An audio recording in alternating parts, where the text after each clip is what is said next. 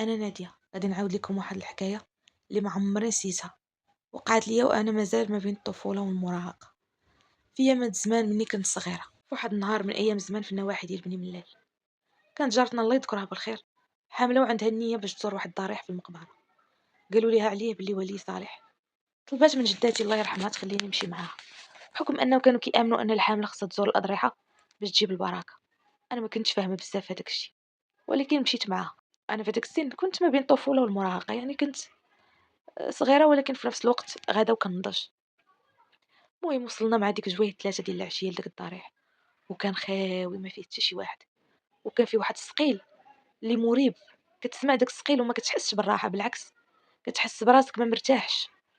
المهم دخلنا، ما كاين حتى شي واحد. شطبات السيده المكان، فرشات جلابتها، جبدات داك شويه الماكله اللي جابت وعيطات ليا، قالت لي اجي تغدي معايا. تغدينا وسكتنا شويه، بقينا كنقراو في القران حتى دانا النعاس. معقنا براسنا حتى غلبنا النعاس ومشينا، ونعسنا مع داك العصر. شويه ضربتنا الفيقه مع جويه المغرب ولا العشاء. فجاه من وسط داك السقيل وداك السكات بدا كيتسمع واحد الصوت ديال الخبيط وديال الجرا، بحال شي عود كيجري وسط المقبره. السيده فاقت مخلوعه وجهها صفر، انا وجهي صفر من وجهها، وانا كنسمع داك الصوت كيقرب من الضريح وكيدور عليه. المراه حدايا طارت جرات سدت الباب، ولكن انا ما كنتش قادره نفهم شنو كاين. كنت غير كنشوف بعينيا. شويه كنشوفوا دوك الشرجمات ديال الضريح اللي الفوق، دوك الصغيورين كنشوف غير الطشاش ديال العافيه كيطير، والصوت غادي وكيزيد. الصوت غادي وكيتمجد، غادي وكيتزاد وكيخوف. هذاك الصوت ما نكذبش عليكم.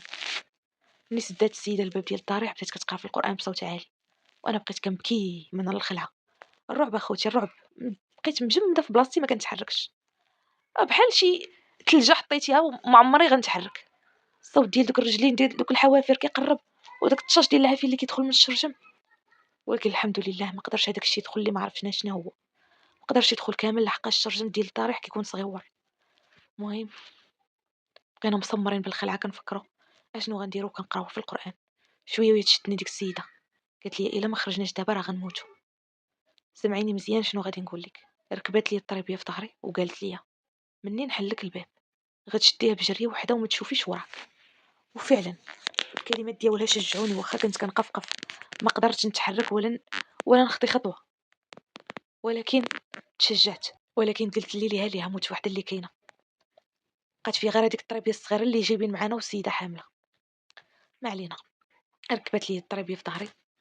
وفعلا في هذيك اللحظه مني فتحت الباب شديتها بجريه وحده حفيانه، ما عارفه لا الطريق لا من كندوز الظلام والخلعه، وغير كندهمس، غير كندوز فوق دوك القبوره كنعفط عليهم عرفتي واحد المنظر.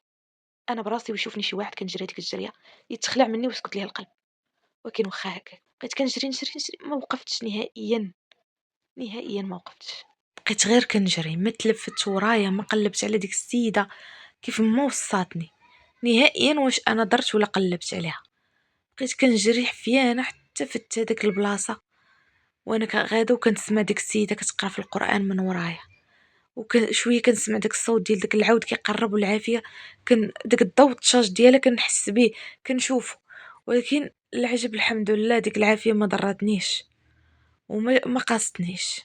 المهم بقيت غاده في ديك الظلمه والقران كنقرا فيه وكينور لي طريقي وكنجري. المهم خرجنا بصعوبه من هذيك البلاصه، حمدنا الله اللي خرجنا من ديك البلاصه. وتلاقينا مع واحد الراجل كيسقي في الارض ديالو في الليل، ويعاوننا مسكين وعطانا شريبه وسولنا مالنا، عاودنا ليه اش طرا لينا، ويقول لنا حفظكم الله راه واقيلا هذيك بغلت القبور. وغير سمعنا ديك السميه وحنا سكت لنا القلب، زاد على ما بينا.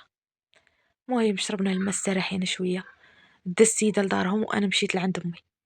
ولكن من داك النهار مرضت واحد المرضى حتى قربت نودع.